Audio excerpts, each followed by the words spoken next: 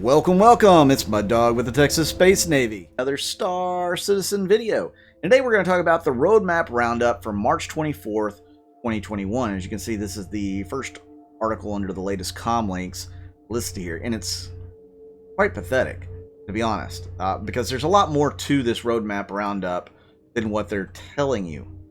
So we scroll down and they say the notable changes for March 24th, 2021.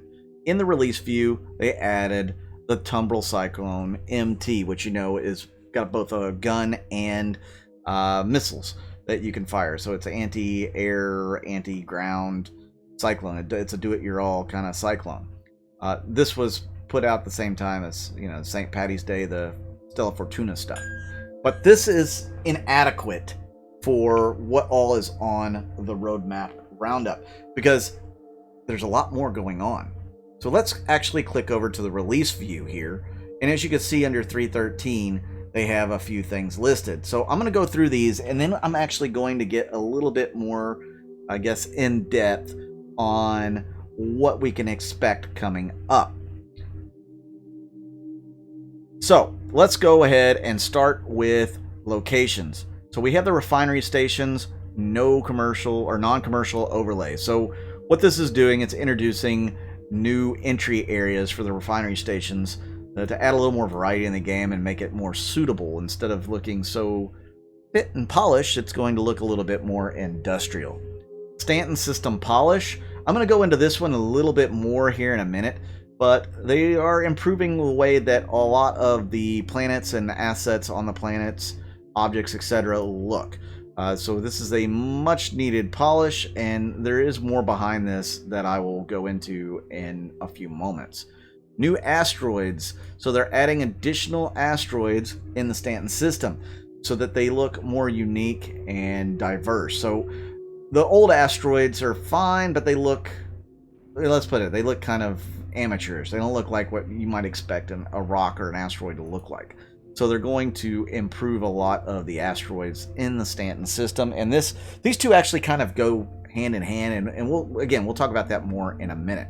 So cave entrances, drive-in, and sinkhole. So they're adding the two new entrances to the PU where you can drive in or you can fly in. And, you know, the sinkholes will be great for flying in. Obviously, there's not rappelling in the game just yet.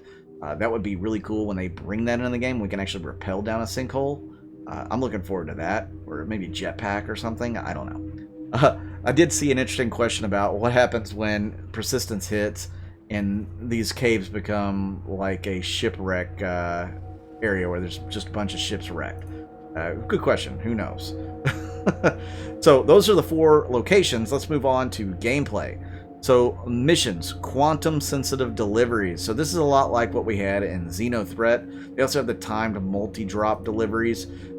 Again, very similar to what we had in Xenothreat, only it's going to be slightly different, more like kind of what they have now for multi-drop, but you're going to be on a timer.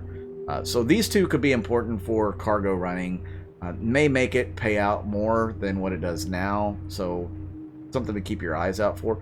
Shield effects version 2. They're implementing a bunch of different new shield effects. As you remember, the more you shoot a shield, it'll start going from blue to purple to red to nothing.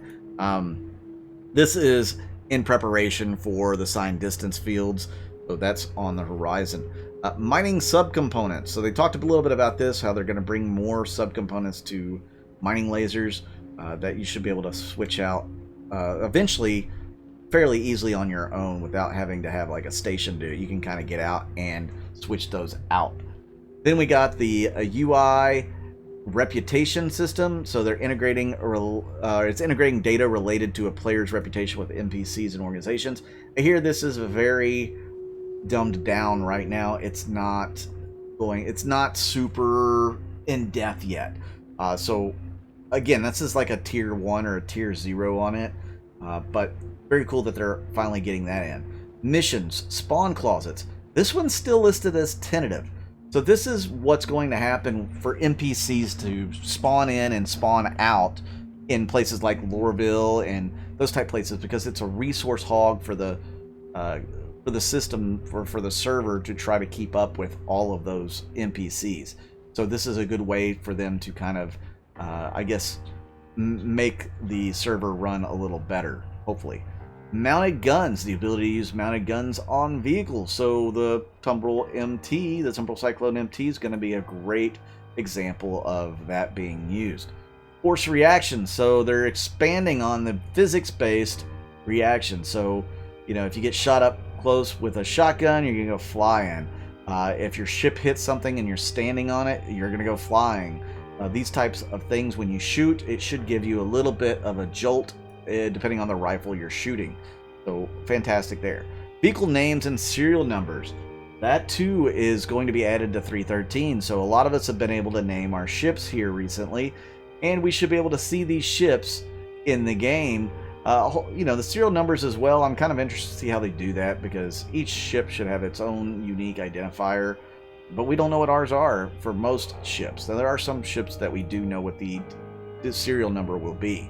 How they implement it in the game, you know, will this be that easy to see? I don't know. I'm looking forward to finding out. Vehicle visual degradation. So ships will start to show wear and tear, you know, or dust. If you're on a planet that's very dusty, like Daymar, maybe you come back and your ship's covered in dust. But once you repair, refuel, rearm, it will also clean your ship for you. Merlin Constellation docking. This is huge. This is what we've been waiting for a long time. And it's finally going to be put in the game. Finally.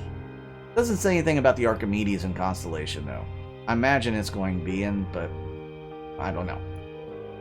Next one is ship-to-station docking, which is grayed out. It's still tentative. Again, we'll kind of talk about this here in a minute, but it's going to be disappointing if we can't dock the big ships yet to the stations.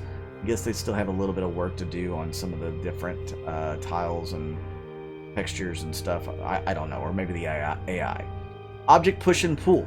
This one's been on the roadmap for a very long time. I'm thinking like 3 years or something. And finally, we're going to get it. It's finally going to be in the game where you can push and pull different things. They use trolleys as an example, but hopefully bigger things like maybe big Benny boxes you'll be able to push off of and that sort of thing. The Tumbril Cyclone MT, I'm not ready to go into that because we kind of talked about it. Tumbril Nova Tank, it's grayed out. The Crusader M2 Hercules Starlifter, grayed out. Crusader C2 Starlifter, grayed out. Now, are those really supposed to be grayed out? Because I do believe we're going to see something else here as I check in the news here on my Discord. I'm going to pull the Discord up to where you can see it. And let's scroll up to Star Citizen News, where we have more information here for us. So, work that has been completed. The word be integration. And you know, none of this stuff is in the roadmap roundup. This is just something that was pulled down. Cloud Test Launcher version 3. So this is something obviously to test out the different cloud tech that they have. It's under dev tools. Feature testing framework. Again, another dev tool that they've been working on. The ECUS improvements. I'm not sure exactly what this is, but it's related to the engine team.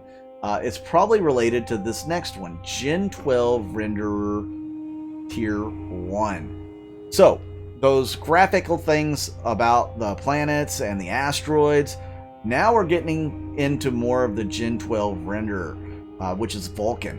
So they have completed a lot of work on that, and they're putting it in the game, and we're going to get to start seeing some of it. They haven't mentioned it really, but this is their first tier of Vulkan integration, I believe.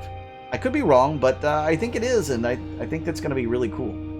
CIG profile improvements, again with the engine team. Entity area improvements with the engine team. The Greycat Industrial MT FPS attachments. So this is for our multi-tool attachments, like, you know, the tractor beam, the etc, etc, etc. All the different things that they're putting out. They've completed work on those. Will we see them in this patch? I don't know. Crusader Hercules Starlifter A2. Wait a minute. Let's go back here. We've got the Nova Tank, the M2, the C2. There's no A2 on here, but it says it's complete. Look, M2, complete. C2, complete. They're all complete. but they're showing tentative on 313. Why would they do that? Well, if I had to guess, they're going to intentionally hold these out until May, until Fleet Week. That's when they're going to unveil the Crusader, Hercules, Starlifter series of ships. It'll be 3.13.1, and we'll finally get to see those ships. Now, I mean, maybe they're going to play test them and they just haven't put them in the release category, but here it's showing they're complete. Work is complete on them. Why aren't we getting them? I have to ask CIG that. Then we also have Squadron 42 vehicle support, which we don't know exactly what that's going to be. Probably some extra work. Missile operator mode. Finally getting missile operator mode, but it's not in 313. It's going to be in 314. Why is that? Maybe they'll bump it up to 313.1 as well. I would really like to see this get in because it's done, right? It says completed up here. Work completed. I don't know. Nova Tank. It's complete as well, but it's still gray here. Again, I think we're going to see that during Fleet Week. Unveil the military stuff during Fleet Week is what I believe they're going to do. Greycat Industrial Tool.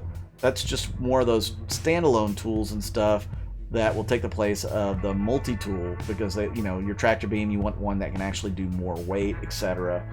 So that's what we're looking at. Here's something really interesting. The Bearing S7, that's size 7, a ballistic Gatling gun. What ship does that go on?